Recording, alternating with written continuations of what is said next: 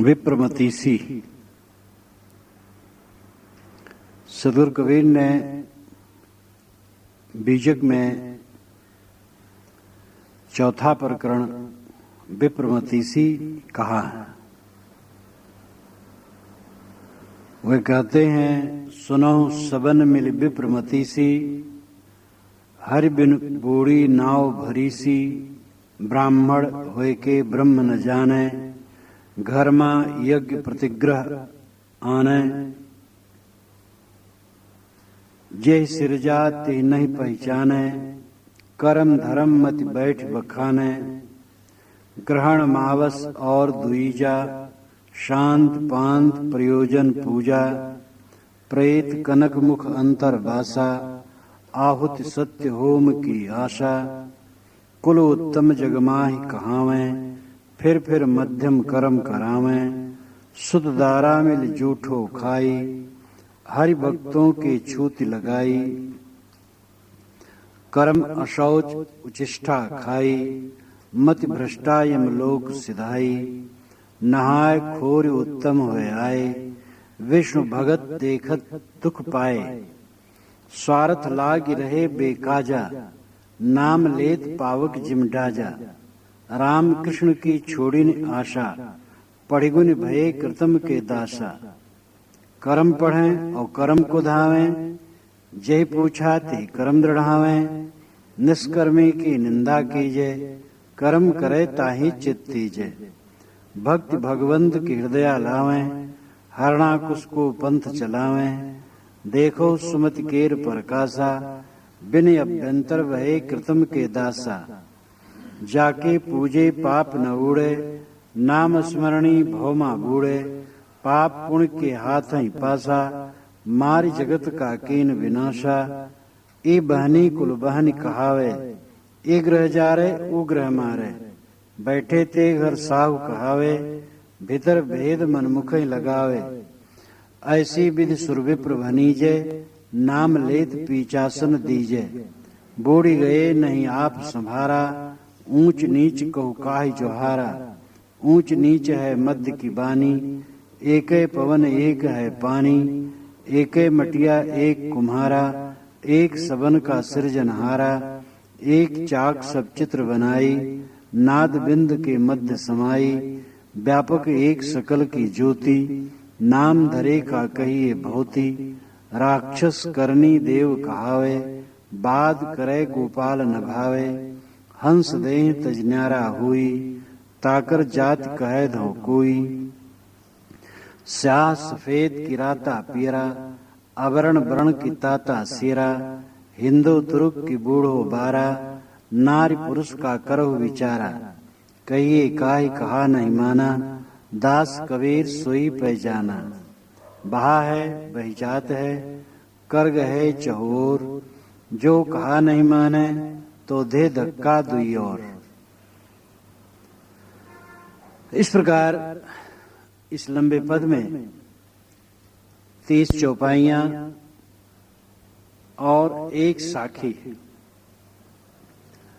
इसमें ब्राह्मणों के कर्मकांड, उनके भटकाव और भटकाव से निवृत्त होकर के सही रास्ते पर आने का तरीका, ये सब कुछ सद्गुरु ने थोड़े में कह दिया।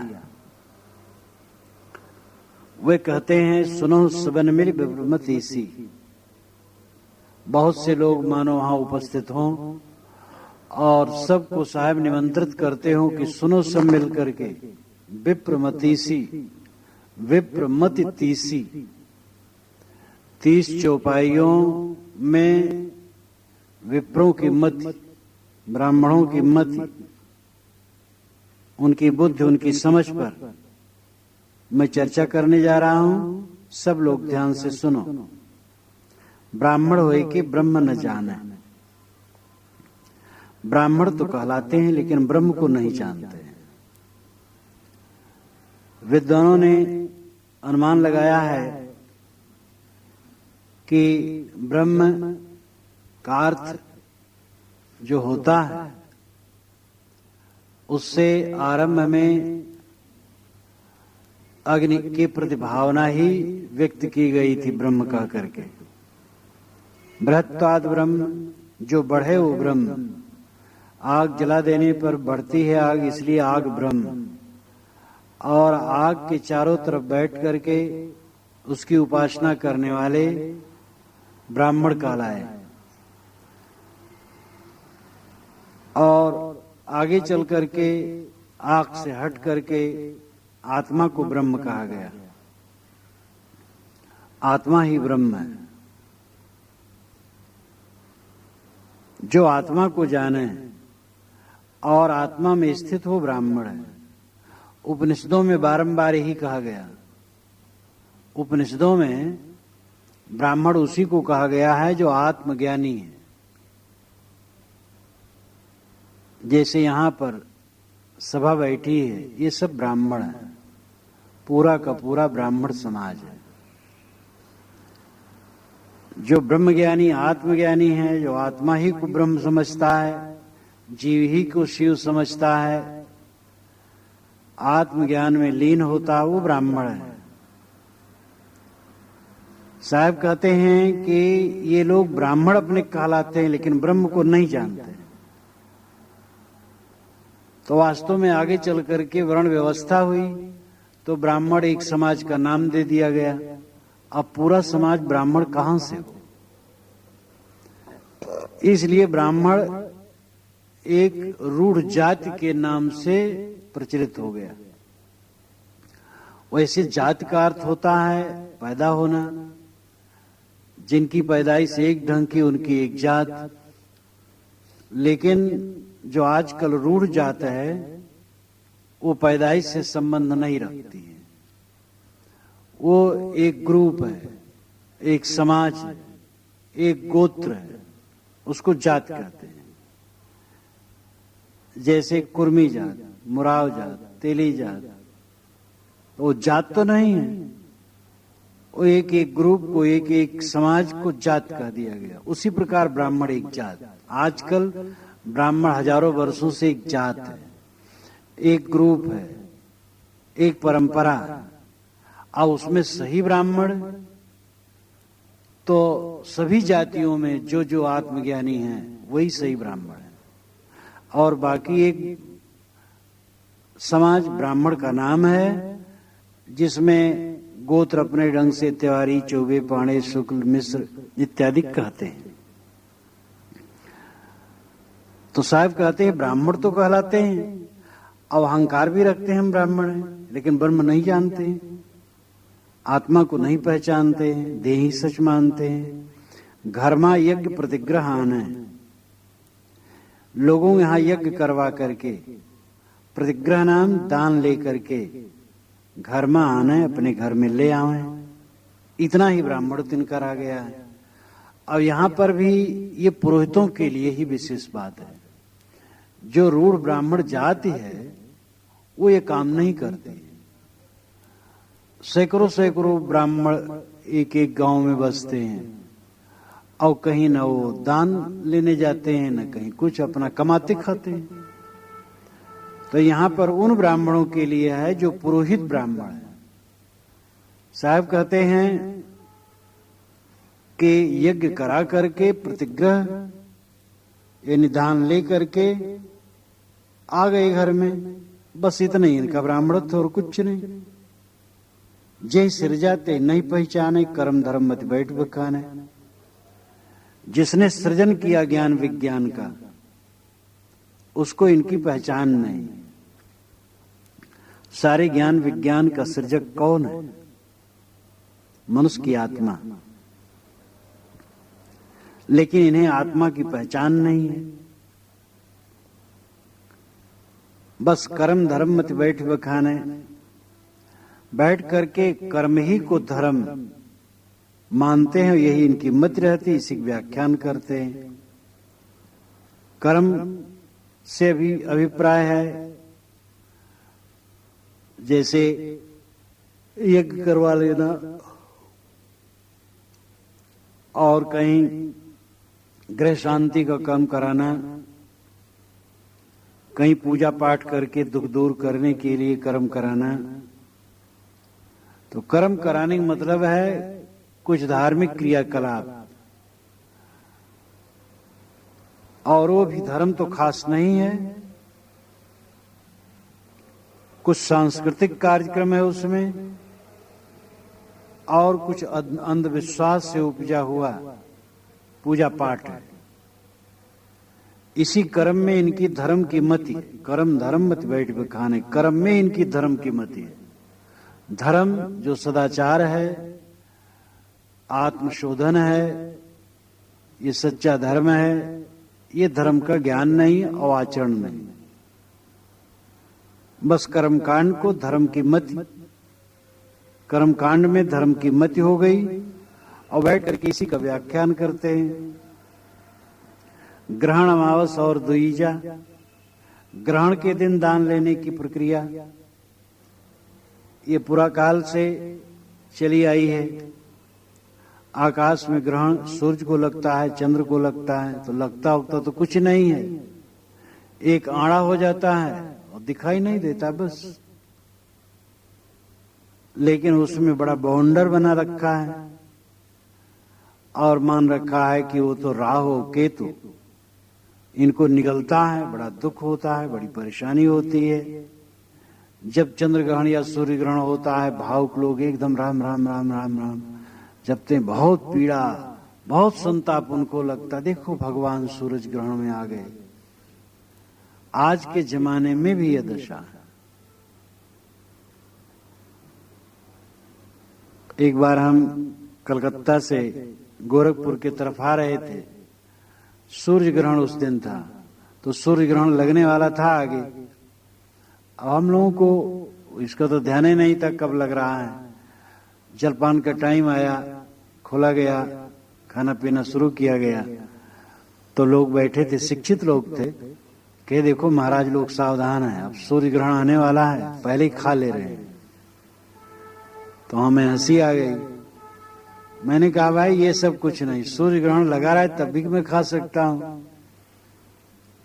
अभी तो टाइम आ गया खाने पीने का, इसलिए खा रहे हैं। वो समझते थे अब सूर्य ग्रहण भी लगेगा इसलिए पहले खा ले रहे हैं। पढ़े लिखे लोगों के मन में भी ये भ्रम है। और आश्चर्य तो यह है कि एक तरफ तो पढ़ते हैं कि चंद्र सूर्य पृथ्वी एक रेखा में आने पर ग्रहण होता है, लेकिन इसके बाद भी वो दिमाग में शैतान बैठा रहता है भ्रांति का। तो ग्रहण के दिन दान लेते हैं, अमावस्या के दिन, अमावस, अमा नाम 7, वस नाम बसना, चांद और सूरज जब एक ग्रह में रहते हैं, एक घर में रहते हैं तो अमावस कहते हैं। एक घर में रहने मतलब एक साथ, और एक साथ भी क्या हो तो करोड़ों किलोमीटर के दूर दूर हैं, लेकिन उसको एक साथ कहा जाता है, क्योंकि अमावस के दिन सूरज उगेगा और चांद भी साथ साथ उगेगा। चांद दिखाई नहीं देता है, साथ साथ रहेंगे। अमावस वो भी परम माना जाता है, उस दिन भी दान लेते हैं। और द्विजा, जमदुतिया इत्यादि को, शांत पांत प्रयोजन पूजा, शांति कहते हैं कि तुम्हारे ग्रह बाधा है, ग्रह दशा लोग खूब दिखाते हैं, अभी भी दिखाते हैं।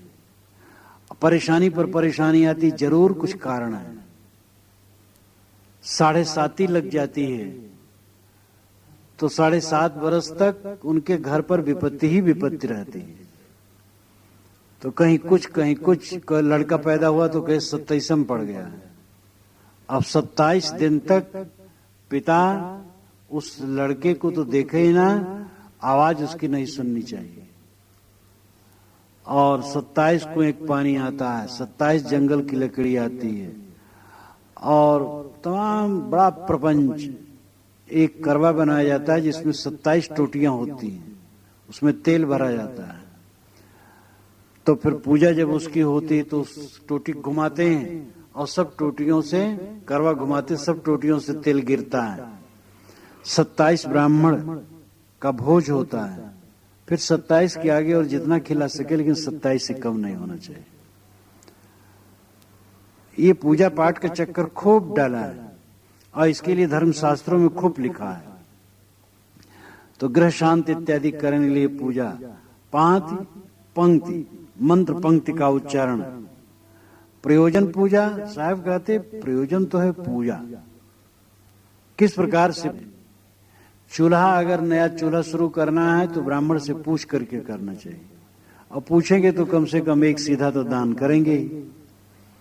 हर बात में पूजा करवाने की भावना। प्रेत कनक मुख अंतर्वासा, कोई मर गया तो शरीर प्रेत हो गया। प्रेत होना नहीं, मरा हुआ शरीर, और प्रेत का मतलब वह जीव जो चला गया।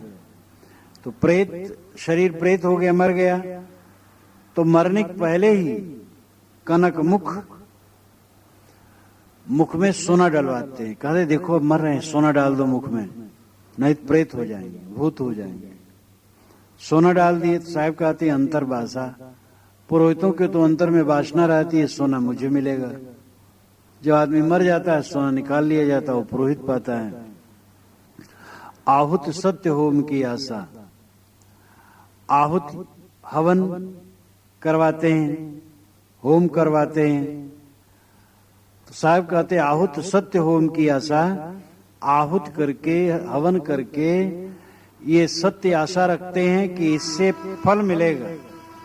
लोगों को यही उपदेश करते हैं कि इसमें फल मिलेगा तुम्हें, यही आशा दिलाते हैं। कुल उत्तम जगमाही कहाँ है? ये संसार में उत्तम कुल के लोग कहलाते हैं, ब्राह्मण उत्तम कुल के हैं। लेकिन फिर मध्यम कर्म कर्म कराते हैं। पशुवध इत्यादि पूजा में तो पशुवध पहले बहुत होता था कबीर साहब जमाने में, और आज भी जगह जगह होता है। और भी ऐसे कर्म, पिंडदान इत्यादि, ये सब क्या है? शुद्ध दारा मिल जूठो खाई, हरि भक्तों की छूत लगाई। पुत्र पत्नी, दारा नाम पत्नी, ये सब आपस में बैठ करके एक दूसरे की जूठा खाते हैं, और हरि भक्तों को संत आ जाएं तो छूत लगाते हैं। पता नहीं ये मुड़िया लोग कौन जाति के हैं। अब महात्मा लोग इतने साफ सुथरे, तो उनको तो अछूत मानते हैं। अब आपस में सब माई दाई लेकर के बैठे और जूठा खाते हैं एक दूसरे का, और उसमें इनका अछूतत्व तो नहीं आता है। कर्म अशौच शिष्ठा खाई, मत भ्रष्टा यमलोक सिधाई। अशौच कर्म करते हैं। अशौच कर्म जैसे मृत कर्म, कोई मर गया तो मरने को उसका दान लेते हैं। तिरही सुरही नितकुम। नितकुम हर महीने में जिस तिथि को आदमी मरा है तो साल भर नितकुम खिलाते हैं।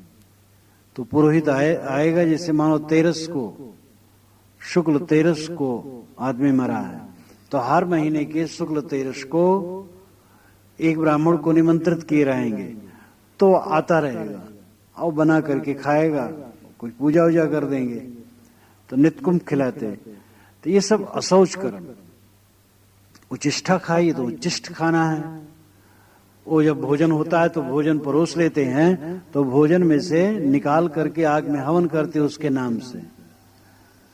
तो मानो आया खाया, और खाया तो जब वो खाया तो जूठा हो गया, और उसी उच्चिष्ट झूठ को स्वयं खाते हैं। मत भ्रष्टा यमलोक सिधाई, इसीलिए इनकी मत भ्रष्ट हो जाती है। ये तित्य रही खाते खाते और नितकुंभ का दान लेते लेते, तिथि निश्चित तिथि, उसी तिथि को 12 महीना भोजन करना, और तिरही खाना, नितकुंभ का दान लेना, ये सबसे इनकी बुद्धि भ्रष्ट होती है, क्योंकि संस्कार मलिन होते हैं। ये तो वो लोग भी मानते हैं, जो ब्राह्मण लोग तिरही खाते हैं, दूसरे ब्राह्मण लोग भी उनको ऊंची दृष्टि से नहीं देखते, निम्न दृष्टि से देखते। तिरही खाने वाले को, नितकुंभ का दान लेने वाले को, तिथि के दिन खाने वाले को, तो दूसरे ब्राह्मण निम्न दृष्टि से देखते हैं। गोस्वामी जी ने भी कहलवाया है वशिष्ठ के मुख से, उपरोहिती कर्म अति मंदा, वेद पुराण स्मृत कर निंदा। उपरोहिती कर्म यानी पुरोहिती कर्म बहुत मंद है, निम्न है। वेद पुराण स्मृत सब उसकी निंदा करते हैं। तो साहब कहते हैं उन्हीं के वचन से कहते हैं इस प्रकार निम्न कर्म है तो इसका फल क्या होगा, यमलोक सिधाई, यमलोक जाएंगे। मतलब है कि वासना उनकी शुद्ध नहीं हुई। नहाय खोर उत्तम हो आए, विष्णु भगत देखत दुख पाए। नहाय खोर लिए, सुबह नहाय खोर लिए, नहाय खोर ये बिल्कुल ग्रामीण भाषा का शब्द है। स्त्रियां, प्राय अनपढ़ स्त्रियां कहा करती नहाय खोर लियो। साहब कहते नहाय खोर उत्तम हो आए, नहा खो करके साफ सुथरे हो करके उत्तम बन के आ गए। बहुत बढ़िया, नहाना खोरना तो अच्छा है, लेकिन विष्णु भगत देखकर दुख पाए। विष्णु भगत देख लिए तो दुख पाते हैं। अगर गांव में विष्णु भक्त आ गए, संत आ गए, तो देख करके डर जाते हैं कि ये ज्ञान भक्ति प्रचार करेंगे तो हमारा कर्मकांड क्षीण होगा। स्वार्थ लाग रहे बेकाजा, ये अपने दान पुण्य कराने के स्वार्थ में, दान दक्षिणा लेने के स्वार्थ में बेकाज का काम करते, बिना काम का काम, निरर्थक भ्रांति फैलाते। निरर्थक भ्रांति जैसे ग्रह दशा, लगन, मुहूर्त इत्यादि का पचड़ा। अब 12 राशियां हैं, करोड़ों अरबों आदमी संसार में हैं, 12 कैटेगरी में सबको बांटे, कुंभ, मकर, मीन, धनु इत्यादि। और उसी में ग्रह दशा लगन मुहूर्त देखते हैं। 12 राशियों का फल अखबारों में भी छपता है। अब कुंभ राशि का है, अब कुंभ राशि में करोड़ों लोग हैं और सबका एक तकदीर है। सब क्या है, बेकाज, बिला जरूरत की बात। नाम लेत पावक जिम डाजा, नाम ले लो कि भाई तुम ब्राह्मण हो तो ब्राह्मण के कर्म क्या है, ऐसा नाम ले लो तो पावक के समान डाजा जलाने लगते, भभक पड़ते। तो हमें पूछते हो कि हम क्या हैं, हम ब्राह्मण हैं, ब्राह्मण के कर्म तुम्हें पूछने क्या अधिकार है। तो इस प्रकार क्रोध करते हैं। रामकृष्ण की छोड़ी ना आशा, राम और कृष्ण की भी आशा इन्होंने छोड़ दी। राम और कृष्ण ने जो ज्ञान की बात कही, शुभाचार का वर्णन किया, शुभाचार से रहे, उसका भी आचरण करना नहीं। पढ़ गुण भय कृतम के दासा, पढ़ गुण करके पुराण इत्यादि बस कृत्रिम के दास हो गए। कृत्रिम यानी बनावटी कर्मकांड के दास बन गए। कर्म पढ़े वो कर्म को धावें, जय पूछा ते कर्म दृढ़ावें। कर्म कांड की बात पढ़ते हैं और कर्म कांड के लिए धावे नाम दौड़ते हैं, यहां से वहां, वहां से वहां, दान दक्षिणा के लिए। जय पूछा ते कर्म दृढ़ावे, जो कोई कल्याण का रास्ता पूछेगा तो बस यही कहेंगे। कर्मकांड, पूजा अर्चा देवी देवता का और आत्मज्ञान का विषय इनके रही नहीं गया है। निष्कर्मी की निंदा कीजिए, जो निष्कर्म होगा उसकी निंदा करने में डट पड़ते हैं। जो कर्मकांड से रहित हो, ज्ञानी जी महाराज जब हमसे पूछे कि कर्म, कहे कि ज्ञान का विषय, तो आत्मज्ञान का विषय जब बताया तो खुश हुए कि हाँ तो ठीक है। कहे कर्म, हम कहे अच्छा कर्म करना चाहिए, बस भड़क गए कि यही तो आप लोगों की बात है। हवन तर्पण सब छोड़ दिए, क्योंकि हवन करने से क्या होता है, कहीं पानी बरसता है। मैंने कहा अमेरिका इत्यादि में कोई हवन नहीं होता, वहां खूब फसल होती है, बस अमेरिका वालों को गाली देने लगे। तो कर्म कांड, निष्कर्मी की निंदा कीजिए, निष्कर्मी की निंदा करने लगते। कर्म करे ताही चित्त दीजिए, जो कर्म करता है उसी में चित्त लगाते हैं या उसी को प्रिय मानते हैं। भक्ति मार्गावलंबी और ज्ञान मार्गावलंबी दोनों की ये लोग निंदा करते हैं। एक श्लोक में कहा करता हूं, वेदैर विहीनास पठन्ति शास्त्रम, शास्त्रेण हीनास पुराण पाठा, पुराण हीना कृष्णो भवन्ति, भ्रष्टास्ततो भागवता भवन्ति। जो वेदों को पढ़ना नहीं जानता वो शास्त्रों को पढ़ता है, जो शास्त्रों को पढ़ना नहीं जानता वो पुराणों को पढ़ता है, जो पुराणों को पढ़ना नहीं जानता वो खेती करता है, और जो सब प्रकार से भ्रष्ट हो जाता है वो भगवान का भगत हो जाता है।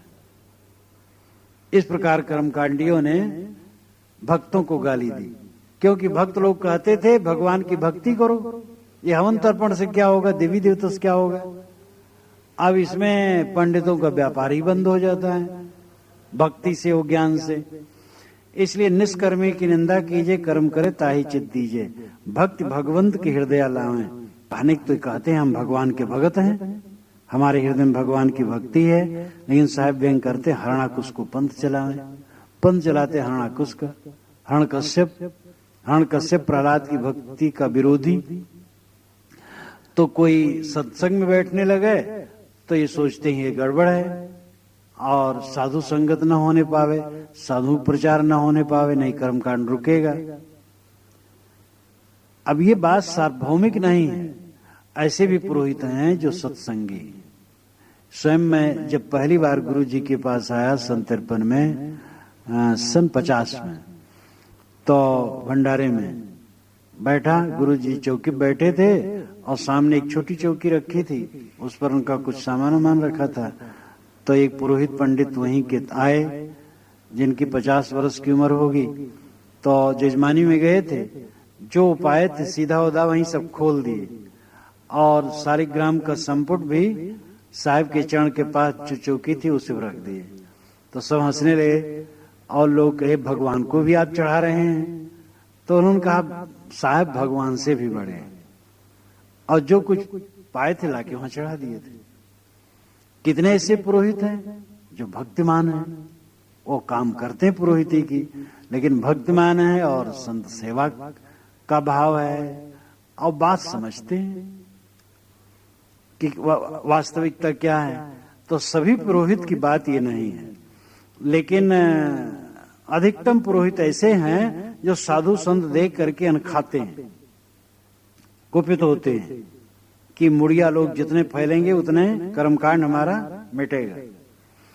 देखो सुमत केर प्रकाशा बिन अभ्यंतर भय कृतम के दासा। साहब कहते हैं इनकी सुमत का प्रकाश तो देखो, ये भी व्यंग है, इनकी सुमत का प्रकाश, इनकी बुद्धि का प्रकाश तो देखो। बिन अभ्यंतर भय कृतम के दासा। अभ्यंतर नाम भीतर, भीतर में ज्ञान न होने से ये कृत्रिम के दास हो गए। कृतम यानी कृत्रिम, कृत्रिम यानी बनावटी, बनावटी कर्मकांड पूजा पाठ के दास बन गए, और सच्चा बोध नहीं रहा। जाके पूजे पाप न उड़े, नाम स्मरणी भौमा बूढ़े। जिनके पूजने से पाप नहीं उड़ सकते, जाके नाम इनके, ऐसे पुरोहितों की पूजा करने से कहीं पाप उड़ जाएंगे?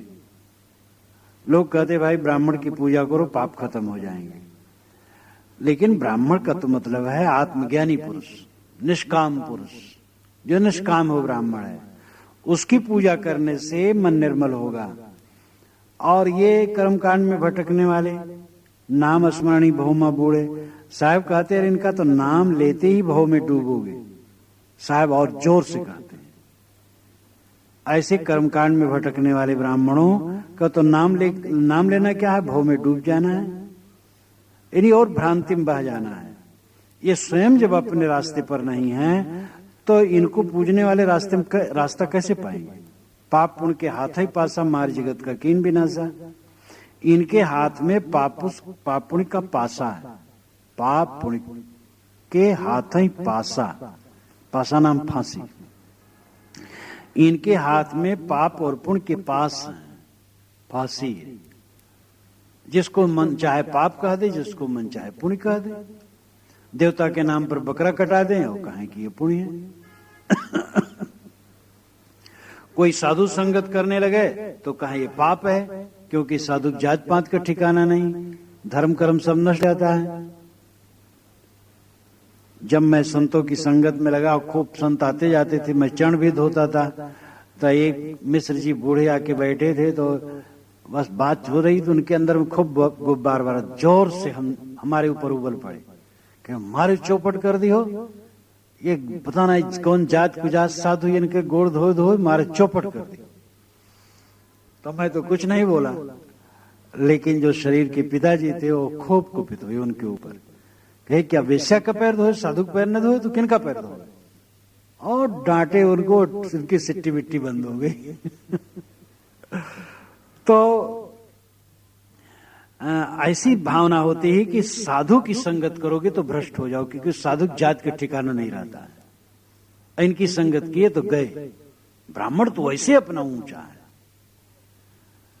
तो मार जगत का कीन विनाशा, साहब कहते हैं तो मार करके जगत का विनाश कर दिए। बुद्धि भटका दी लोगों की, कर्मकांड में उलझा दिए। मनुष्य मनुष्य है, मनुष्य मूल रूप में बराबर है, छुआछूत आचार विचार को लेके होना चाहिए, जन्म से कोई छूत छूत नहीं है, शील क्षमा दया करुणा प्रेम ये सदाचार ही श्रेष्ठ है। ये सब सद्बुद्धि देते नहीं है, अपने सद्बुद्धि नहीं ग्रहण करते हैं, ऊंच नीच के भेद भावना बढ़ाते हैं तो मार करके जगत का विनाश करते हैं। ये बहनी कुल बहन कहावे, ई ग्रह जा रहे उग्रह मारे। ये बहनी, बहनी नाम बहन करने वाला, जो बहन करे, ढोवे, ले चले, रास्ता दिखावे, ये कुल बहनी है। कुल का बहन करते हैं, यानी कुल कुटुंब परिवार, सबके कुल कुटुंब परिवार का तरन तारण करते हैं, तारक है। और बहनी का वन्य भी है, वन्य नाम आग। साहब कहती है बहनी क्या है, बहन करने वाले क्या है, बन्नी आग है, और विध्वंस करते हैं। ई ग्रह जा रहे उग्रह मारे, ई नाम लोक और नाम परलोक, लोक परलोक दोनों बिगाड़ते हैं। कर्म कांड में ही उलझा करके रख देते हैं, आत्मज्ञान देते नहीं है, तो कल्याण कैसे होगा। बैठे थे घर साहु कहावे, भीतर भेद मन मुखे लगावे। घर में बैठे हैं और साहु कहलाते, साहु नाम साधु, साधु यानी उत्तम। घर गृहस्थी के मोह माया में डूबे हैं और कहलाना, साधना करना नहीं चाहते, और चाहते हैं कि हम साधुओं से भी पुजवाएं। भीतर भेद मन मुखे लगावें। इनके भीतर में भेद है, कपट है, ऊंच नीच की भावना फैलाने का दुष्चक्र है। मन मुखे लगावें, मनमुखी बात यानी गुरुमुख से रहित मनमुखी बात करते हैं। देखो ऐसी विद सुरभि प्रभनीजे, नाम रहित पिचासन दीजे। ऐसी विद सुरभि प्रभनीजे, इस प्रकार से सुर और विप्र को भनीजे नाम कहा जाता है। अथवा जो ये लोग हैं इनको भूसुर कहना चाहिए। भूसुर पृथ्वी के देवता, और विप्र कहना चाहिए, विद्वान कहना चाहिए, चाहे पढ़े लिखे न हो, गायत्री तक का ज्ञान नहीं है। नाम लेत पीचासन दीजिए, जैसे नाम लें आसन देना चाहिए। पीचासन पानी आसन देना चाहिए। ब्राह्मण कह दो बस, ब्राह्मण का तो बहुत बढ़िया, ब्राह्मण का आदर करनी चाहिए। जो ब्रह्म ज्ञानी है, आत्मज्ञानी है, अपने जीवन को निर्मल करता है, समाज को प्रकाश देता है ज्ञान का, वो आदर करने योग्य है ही है। लेकिन ये सब काम तो छोड़ दिए, अज्ञान में डूबे हैं केवल। ऊंच नीच के काव जोहारा। साहब कहते हैं बूढ़ गए नहीं आप समारा। कर्म कांड मात्र में उलझ करके भेदभाव ऊंच नीच की भावना फैला करके बूढ़ गए, स्वयं बूढ़े और हिंदू समाज को बुढ़ाए डुबाए।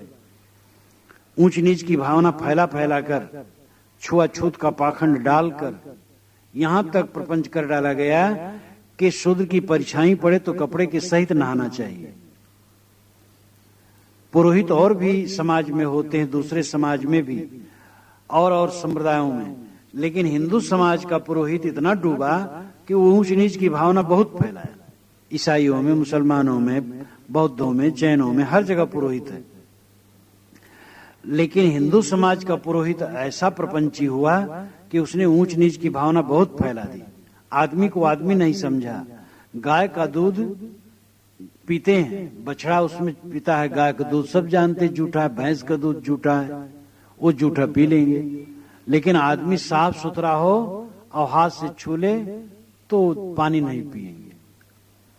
गाय का बछड़ा और बकरा का बच्चा गोद में खिला लेंगे, मनुष्य को अछूत मानेंगे। शंख मुख से फूकेंगे जो हड्डी है, लेकिन मनुष्य को अछूत मानेंगे। मृगचर्म को अछूत नहीं मानेंगे, कस्तूरी को अछूत नहीं मानेंगे, जो जानवर के नाभि में होता है और वो गंदी चीज है, लेकिन मनुष्य को अछूत मानेंगे। तो जो विवेक की बुद्धि है वो हर गई, बूढ़ गए नहीं आप समारा। स्वयं बूढ़ गए, समाज को डुबाए और अपने को संभाले नहीं। हिंदू समाज का पतन हुआ इसी ऊंच नीच की भेद भावना से। ऊंच नीच का हुक्का है जोहारा, ऊंच नीच का करके तब जोहार करने की बात इनकी है।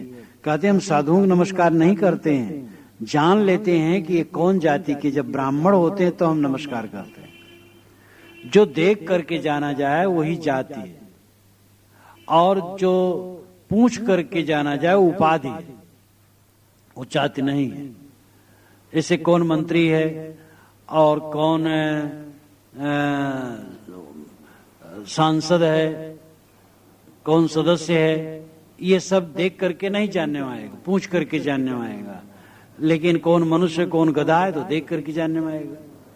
तो उपाधि पूछ करके जानी जाती है और जात देख करके। जात तो एक है, लेकिन कहते नहीं हम जात पूछ करके तब जोहार करते। जोहार नाम नमस्कार, अथवा ऊंच नीच काहे जोहारा, ऊंच नीच कह करके हार गए अपने आप को।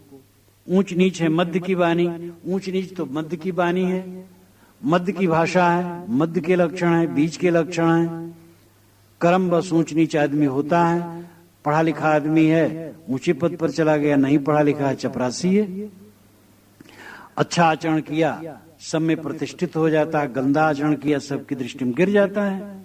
तो ऊंच नीच तो मध्य की वाणी है, बीच में जैसे कर्म करे वैसे ऊंच नीच होता है। मूल रूप में ऊंच नीच कोई नहीं है। एक पवन एक है पानी, सब में एक पवन है एक पानी है। पवन पानी यानी उन्हीं तत्वों से सबके शरीर का निर्माण है। या पवन नाम प्राणवायु, पानी नाम वीर्ज रक्त।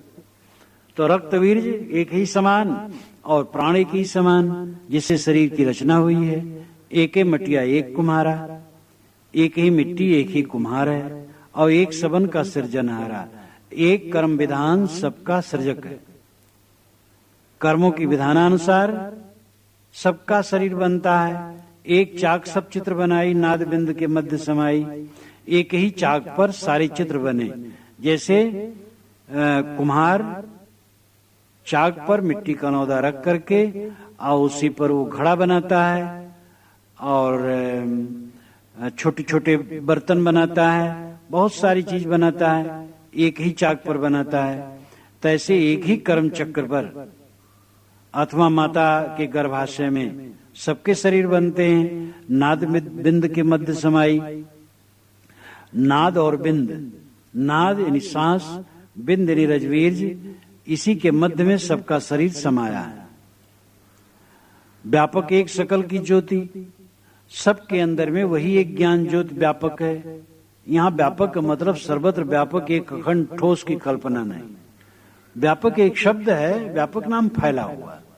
सबके अंदर में वही ज्ञान तत्व है, वही ज्ञान तत्व व्यापक है, नहीं मौजूद है, शक्तिमान है। नाम धरे का कहिए भौतिक। अब नाम धरने से अलग अलग क्या भौतिक हो गया? जो आत्मा है, चेतन है, ज्योति। यहाँ ज्योति का अभिप्राय ज्ञान ज्योति। ज्ञान ज्योति का लक्षण तो एक है। जो ब्राह्मण कहे जाने वाले व्यक्ति के अंदर में ज्ञान ज्योति है, वही शूद्र कहे जाने वाले व्यक्ति के अंदर में ज्ञान ज्योति है। दीपक जलावे ब्राह्मण घर में और चमार घर में, मुसलमान घर में और ईसाई घर में, तो दीपक की क्वालिटी अलग अलग हो गई। जो उसमें ज्योति जल रही है उसमें क्वालिटी अलग अलग हो गई, गुण अलग अलग हो गए। वो तो सब घर में प्रकाश वही है और पतंगे सब घर में आ जाएंगे। इसलिए सबके अंदर में ज्ञान ज्योति एक समान है। नाम धरे का कहिए भौतिक। अब नाम धर लिया कोई ब्राह्मण, कोई चमार, कोई भंगी, कोई मुसलमान, कोई कुर्मी, कोई मुराव, कोई साहू, कोई ठठेर, तो क्या वो सबके अंतरात्मा का जो लक्षण है वो भौतिक हो गया? वो तो चेतन ही है, एक समान ही है। इतनी सी बात न जाने तो कैसा ब्राह्मण है? इतनी सी बात न जाने कि हमारे हाथ में हड्डी, दूसरे के हाथ में हड्डी है, चाम है, मांस है, रक्त है, तो कोई अछूत और कोई छूत कैसे हो गया? कोई तो छूने योग्य हो, कोई नहीं छूने योग्य कैसे? सबका शरीर तो एक समान है। इतनी बात जो न समझ पाए वो कैसे ब्राह्मण है? ब्राह्मण तो ब्रह्म ज्ञानी, आत्मज्ञानी, उच्च ज्ञानी, बहुत ऊंचे ऊंचे पुरुष को ब्राह्मण कहना चाहिए। ब्राह्मण शब्द बड़ा आदरणीय है और ये ब्राह्मण गुणपरक शब्द है, जन्म परक नहीं। और ब्राह्मण का आदर होना चाहिए। ब्राह्मण ही सन्यास के अधिकारी है, मैं भी मानता हूं, क्योंकि जिसमें विषयाशक्ति की निवृत्ति हो वो सन्यास का अधिकारी है। और जो विषयाशक्ति को छोड़ दे वो ब्राह्मण है। एक भंगी का लड़का विषयाशक्ति छोड़ दे वो महाब्राह्मण है। और एक ब्राह्मण कहे जाने वाले का बच्चा विषयासक्त है, वो ब्राह्मण कहाँ है? ब्राह्मण ही सन्यास के अधिकारी हैं और मोक्ष के भी वही अधिकारी हैं, क्योंकि जिनकी विषयासक्ति निवृत्त हुई, जिनका मोह निवृत्त हुआ, वही ब्राह्मण है। इस दुनिया में सारे फल कड़वे हैं, एक ही फल मीठा है, विषयासक्त की निवृत्ति, मोह की निवृत्ति। कहीं कबीर त्युबरे जाहि न मोह समाए। जिनका सारा मोह मिट गया वो महान ब्राह्मण है। और ऐसे ब्राह्मण सदैव पूज्य। और ये जो ब्राह्मणत्व का सच्चा स्वरूप था वो आदमी भूल गया, ब्राह्मण कहा जाने वाला भूल गया। अब जब समाज बन गया, गांव गांव ब्राह्मण बसे हैं, तो बेचारे ब्राह्मण कहाँ रहे? उनका दोष भी नहीं है, क्योंकि अब साधु मार्ग में कितने आते हैं, वो टिक नहीं पाते हैं, भाग जाते हैं। तो उनका क्या दोष है? वो उनका विवेक ही उतना नहीं था। तो जो गांव गांव ब्राह्मण बसे उनको हम क्या दोषी बताएं? अब सामान्य बेचारे कमाते खाते हैं जैसे और लोग, तैसे वो। और उनके पुछल्ला लगा दिया गया ब्राह्मण, इसलिए वो निंदा के पात्र हो गए। ब्राह्मण न कहा जाता तो अच्छा होता। और इसीलिए गांधी जी ने कहा था, जब भारत आजाद हुआ तो कहा कांग्रेस संस्था खत्म कर दी जाए। ये भारत को आजाद करने के लिए कांग्रेस संस्था बनी और भारत आजाद हो गया। अब आगे राज्य मिलेगा, भोग बढ़ेगा, कांग्रेस संस्था बदनाम होगी, इसलिए कांग्रेस संस्था मिटा दी जाए। लेकिन नहीं मिटाया गया। तो आज वही होता है, सब पार्टियों जैसे बदनामी, कांग्रेस की भी बदनामी। तो ब्राह्मण ये माना जाता कि जो आत्मज्ञानी है, निर्मल मन का है, जो सारे मोह को छोड़ दिया, वो ब्राह्मण है। तब फिर ये चक्कर न पड़ता। अब वो तो बस जात बन गई, इसीलिए निंदनीय हो गया। इसीलिए शास्त्रों में जो वर्णन है वो यही है कि जो सारे विकारों को छोड़ दे वही ब्राह्मण है।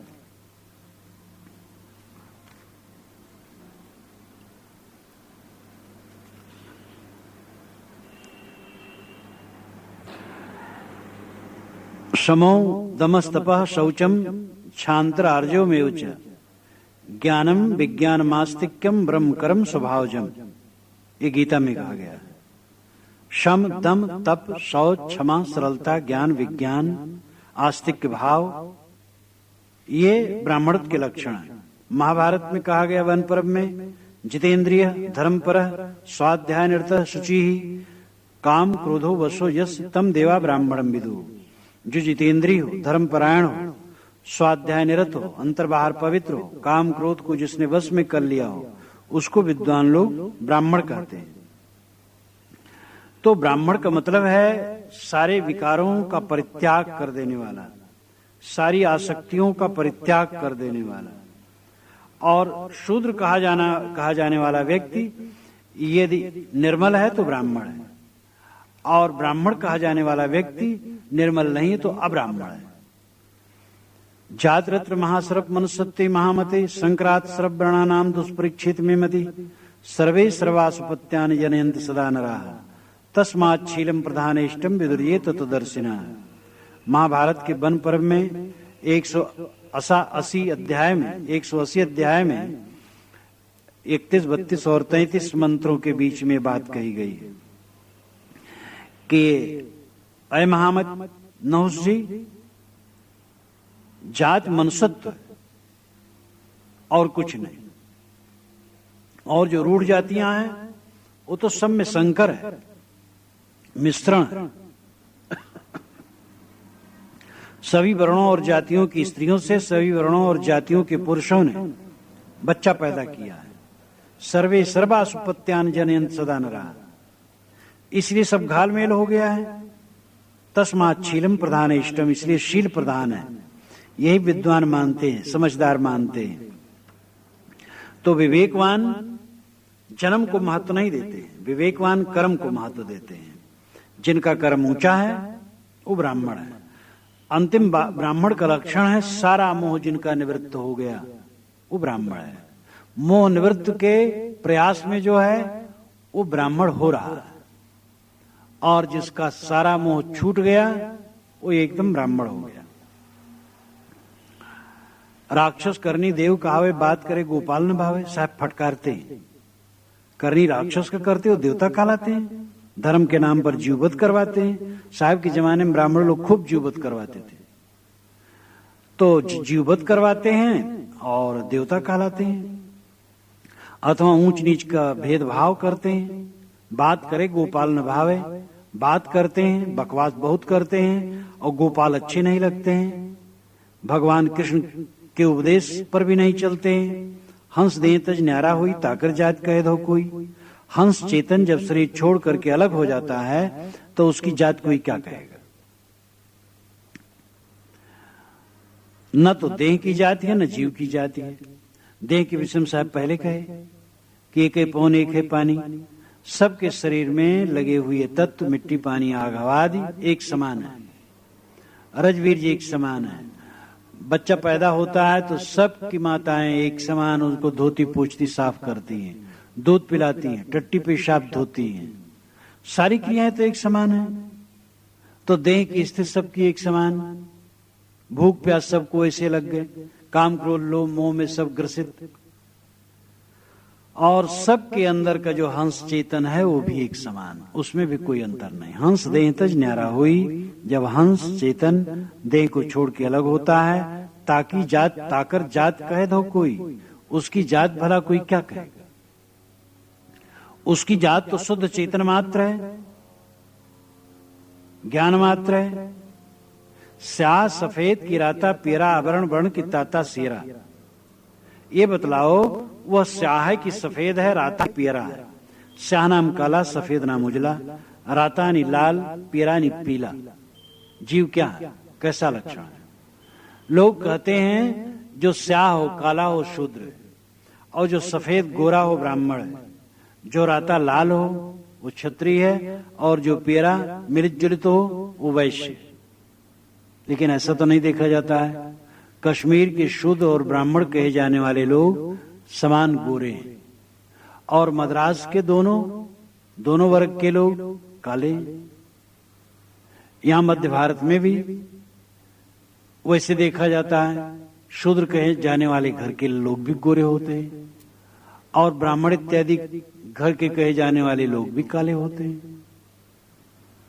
तो ऐसा कहाँ है कि गोरे होते हो ब्राह्मण होते हो, काले होते हो शूद्र होते हैं। एक पंडित जी ने, जब मैंने एक पंडित जी से मैंने कहा कि शूद्र में भी गोरे होते हैं, तो उन्होंने कहा जो शूद्र में गोरे होते हैं वो ब्राह्मणों के अंश हैं। तो मैंने कहा जो ब्राह्मणों में काले होते हो किन के अंश हैं। तब बेचारे बहुत लजाए और शर्मा गए। अब ब्राह्मणों में जो काले होते हो शूद्रों के अंश होंगे भी। और हमारे दो महापुरुष भगवान राम और कृष्ण दोनों काले। महाराज कृष्ण तो काले घन श्याम कहे जाते हैं, और राम भी सांवले थे। तो क्या इनको हम शूद्र कह करके तिरस्कृत कर दें। क्या काला कपड़ा कीमती नहीं होता है। तो ये रंग को मान करके ऊंच नीच मान लेना कितनी बड़ी भूल है। तो साहब कहते बताओ स्याह सफेद की राता पीरा। ये जीव स्याह है कि सफेद है कि लाल है कि पीला है। आवरण वर्ण की ताता सीरा। ये आवरण है कि वर्ण है। आवरण कहते हैं मुसलमान ईसाई यहूदी इत्यादि को, और वर्ण कहते ब्राह्मण क्षत्रिय वैश्य शूद्र को। साहब कहते ये सब कुछ नहीं। ताता सीरा ये गरम गरम है कि सीरा ठंडा ठंडा है। जीव न गर्म है न ठंडा है, समान है। हिंदू तुर्क की बूढ़ो बारा। एक साथ साहब अनेक प्रश्न करते हैं। ये बतलाओ हिंदू है कि तुर्क है। ये जीव हिंदू है कि तुर्क। तुर्क से अभिप्राय मुसलमान। ये जीव न हिंदू है न मुसलमान है न ईसाई है न यहूदी है। बूढ़ो बारा, बूढ़ा है कि बालक है। बूढ़ा बालक भी नहीं है, वो तो शुद्ध चैतन्य है। नारी पुरुष का करो विचारा। जरा विचार करो कि जीव नारी है कि पुरुष है। न नारी है न पुरुष है। हंस न नारी पुरुष है, ये सब काल को फंद। कहिए काहे कहा नहीं माना। साहब कहते किसको कहा जाए, कहा नहीं मानते हैं। समझाओ, बातें नहीं समझते हैं, अपने अहंकार में डूबे रहते हैं। दास कबीर सोई पै जाना। साहब कहते हैं सोई पै, यही इनमें पै है। पै नाम दोष। पै ग्रामीण भाषा है, यही इनमें पै है, दोष है। जो बात बताओ तब भी नहीं मानते, अपने अहंकार में डूबे रहते। शास्त्र में लिखा है कि ब्रह्मा के मुख से पैदा हुई। वेद में लिखा है ब्राह्मणो वस्य मुखमासीत बाहु राजन्य कृतः उरुतोदस्यद वैसे पदभ्याम शूद्रो अजायत। विराट पुरुष के मुख से ब्राह्मण पैदा हुए, हाथ से क्षत्रि, जंघे से वैश्य, पैर से शूद्र। साहब कहते हैं सब लाक्षणिक है। जो मुख स्थानी है वही ब्राह्मण है, मुख तेजवान होता है, वही ज्ञान की इंद्रिय आंख नाक कान इत्यादि मस्तिष्क इत्यादि है। जो ज्ञानवान हो ब्राह्मण है, तपस्वी हो ब्राह्मण है, मुख खाता है पूरे शरीर के लिए, जो परोपकारी हो ब्राह्मण है, जो सिर मुख के पास सिर है, सिर झुकाया जाता है लोगों के सामने, जो विनयी हो वो ब्राह्मण है। मुख से ज्ञान दान होता है, जो ज्ञान दान करे वो ब्राह्मण है। तो ये लक्षण जिसमें वो ब्राह्मण है, किसी में हो ये ब्राह्मण है। हाथ से रक्षा की जाती है शरीर की, जो रक्षा करे वो ब्राह्मण क्षत्रिय है। हाथ से दान किया जाता है, जो दान करे वो क्षत्रिय है। हाथ से दुष्ट निवारण किया जाता है, जो दुष्टों का निवारण करे वो क्षत्रिय है। जंघे के बल पर धन कमाया जाता है, तो जो धन कमाए वो वैश्य है। शूद्र, पैर शूद्र हैं। कर्मचारी विभाग जितना श्रमिक दल है उसी पर समाज स्थिर है, वही शूद्र समाज है। शूद्र का मतलब नीच नहीं, किंतु कर्मठ समाज। तो जीवन में सभी तो जिनका नाम ब्राह्मण है वो भी काम करता उस समय शूद्र है, ज्ञान की बात करता उस समय ब्राह्मण है। ऐसे सभी में चारों गुण आते हैं, तो इसमें कौन छोटा और बड़ा है? तो दास कबीर सोई पहचाना। साहब कहते हैं कि इनमें यही पय है, दोष है कि ये बात समझना नहीं चाहते हैं। मिथ्या वरीयता इनको जो मिल गई है उसी नाजायज फायदा उठाना चाहते हैं, न अपना सुधार करना चाहते हैं, न हिंदू समाज का सुधार करना चाहते हैं। बहा है बहिजात है, कर गए चौर, जो कहा नहीं माने तो दे धक्का दुई और। साहब कहते हैं ये बहे हैं सदा से, आवाज भी बहे जा रहे हैं। कर गए चौर, चारों तरफ हाथ मार रहे हैं, लेकिन इनको रास्ता पकड़ाओ। अगर पकड़ना चाहो तो उबरना नहीं चाहते। जो कहा नहीं माने, लेकिन फिर भी अगर कहा नहीं मानते तो भी दे धक्का दुई और, दो धक्का और दो। धक्का देने का मतलब नहीं कि धक्का देकर डुबा दो, अभिप्राय दो धक्का दे करके और पार करने की चेष्टा करो। जब कोई आदमी डूबता हो और तुम भी उसमें जाके पकड़ लो, अगर बाहर से पकड़ते तो खींच सकते हो, और उसी में तुम भी हो तो तुम्हें ले जाकर के वो बह जाएगा।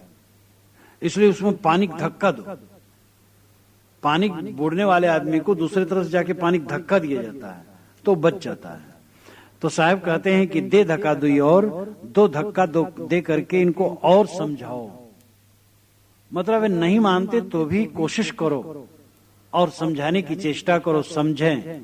साहब के मन में दर्द था कि हिंदू समाज के अगुआ पुरोहित ब्राह्मण ये स्वयं भटके, ये छुआछूत का पाखंड करके हिंदू समाज को गर्हित कर दिए, और करोड़ों करोड़ों मुसलमान ईसाई इसीलिए हुए कि यहाँ प्यार नहीं पाए हिंदू समाज में, और वहां प्यार पाए चले गए। अगर ये प्यार दिए होते तो ऐसी दुर्दशा न होती। और यहाँ तक कि तिवारी पांडे चौबे एक दूसरे को अछूत मानते रहते थे। अब तो थोड़ा कुछ सुधरा है। तो साहब कहते हैं स्वयं अपना सुधार नहीं करते और समाज का सुधार क्या करेंगे। एक बात नहीं मानते लेकिन जरूर कहो। इस प्रकार साहब ये इतनी 32 पंक्तियों में 30 पंक्तियां चौपाइयां और दो पंक्तियां साखी की, इसमें ब्राह्मणों के लिए जोर से फटकारा, स्नेह भी दिया, ग्लान की कि कहिए कहा नहीं माना, और कहा बूढ़ गए नहीं आप सम्हारा। ये उनकी करुणा है इन पर, और पूरे हिंदू समाज पर करुणा है। अगर पुरोहित लोग ठीक रास्ते पर आवे तो पुरोहित की जरूरत होती है समाज में, पुरोहित लोग ठीक से रहें तो समाज का हित होगा। अब इसके साथ दूसरा पक्ष भी जो मैं बीच में कहा था, इसका मतलब नहीं है कि ब्राह्मण जितने हैं सब छुआछूत मानते हैं और सब प्रतिगामी होते हैं और सब समाज को डुबाने वाले होते हैं, धोखा देने वाले, ऐसी बात नहीं। सदा से ब्राह्मणों में चिंतक रहे और ब्राह्मणी कर्मकांड के विरोधी रहे, ऊंच नीच के भेदभाव के विरोधी रहे। यही जो मैंने उदाहरण दिया, जातरत्र महाश्रभ मनुसत्ति महामति संक्रांत सर्वणानाम दुष्परीक्षित में मति सर्वे सर्वासुपत्यान जनयन सदा नराः तस्मात् शीलम प्रदान इष्टम विदुर्ये तत्दर्शिना। ये बिल्कुल कबीरी भाषा है कि सभी वर्णों और जातियों की स्त्रियों से सभी वर्णों जातियों के पुरुषों ने बच्चा पैदा किया है, इसलिए सब मिश्रित हो गया। कौन वर्ण है? बस सील प्रधान है, सद्गुण प्रधान है। अभी बिल्कुल कबीरी भाषा है। तो इतिहास उठा करके देखा जाए, सब समय में ब्राह्मणों में क्रांतिदर्शी लोग खूब रहे, जो ब्राह्मण समाज कहा जाता, जात कही जाती है। और इसीलिए जैनों और बौद्धों में ब्राह्मण समाज के लोग काफी आकर के उस अभियान को चलाए। बौद्धों और जैनों में से ब्राह्मण समाज को निकाल दिया जाए लेखकों को, तो वो संप्रदाय ही एकदम खाली हो जाएगा। और वो लगे एकदम तत्पर होके लगे। सदगुरु कबीर किससे सर्वानंद जी हुए, जिनको सर्वाजीत कहते थे, और फिर सूरत गोपाल साहब कहा गया। और कबीर पंथ में इतिहास में देखो, राजनीति में देखो, तो ये पक्ष भी समझना चाहिए। कबीर साहब ने ऐसे लोगों को कहा है कि जो भटकते हैं वो भटकाते हैं, लेकिन अगर वे एकदम मानते कि ये सब खराब हैं तो आदर वो न देते। कहीं कबीर हम जात पुकारा पंडित हुए सुन ले, अथवा ये प्रसंग ही न कहते अगर समझते एकदम बेकार हैं। तो कबीर साहब कोई ऐसे राजनीतिक नेता नहीं थे जैसे आजकल होते हैं कि बस जात के नाम पर वो अपनी राजनीति चलाते हैं। कबीर साहब तो एक संत थे, गलती देख करके वो फटकारते थे। साधु को फटकारे, गुरु को फटकारे, गुरु उपास्य थे उनको फटकारे। तो साहब एक निर्मल चित्त के संत हैं और वे सबकी गलतियों पर टोकते हैं। ब्राह्मणों की गलतियां बहुत बड़ी हैं, क्योंकि वो कर्मकांड और छूत और ऊंच नीच की भावना में समाज को उलझा देते हैं। इसलिए उन्होंने एक अलग प्रकरण ही कहा और कस के फटकारा। ये उनके मन में हमदर्दी है उनके लिए और समाज के लिए। और ब्राह्मण कहे जाने वाले लोग, पुरोहित कहे जाने वाले लोग कबीर साहब की वाणी से विदकें न, और उसको पढ़ें, मनन करें। कबीर साहब की कड़वी दवाई ही उनके और सबके कल्याण के लिए बढ़िया है और उसका उपयोग करना चाहिए।